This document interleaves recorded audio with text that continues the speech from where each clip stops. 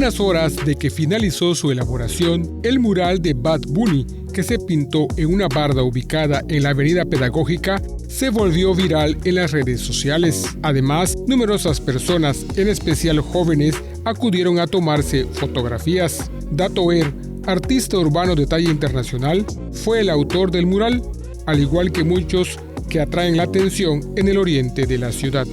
Aunque Datoer no es fan del rapero boricua, dejó plasmado su imagen porque atrae a niños y jóvenes. El artista yucateco manifestó que busca generar atracción y plasmar por medio de su arte lo que está en auge. Tratamos de hacer un cambio en el cual pues haga una diferencia. Digo, al final creo que todos vamos al mismo lugar, vamos a un hoyo. Y entonces hacer algo, ¿qué haces con tu vida? ¿Qué logras realizar? Entonces quiero avanzar, quiero crecer y quiero lograr ese proyecto personal, que es como algo muy variante. O sea, soy una mezcla, porque así te puedo hacer algo en fotografía, así puedo tratar de diseñar, puedo intentar hacer muchas cosas. Trato de acoplarme dependiendo de la situación o el cliente, porque también en los trabajos también surge desde el cliente que te diga, mira, expláyate, yo ya conozco tu trabajo, me gusta, me agrada, o ¿sabes qué? Yo quiero tal cosa y de ahí expláyate.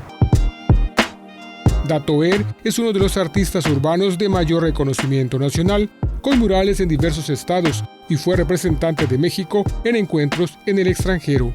Con imágenes de Joaquín Martínez, información de Álvaro Martínez, Teleyucatán te informa.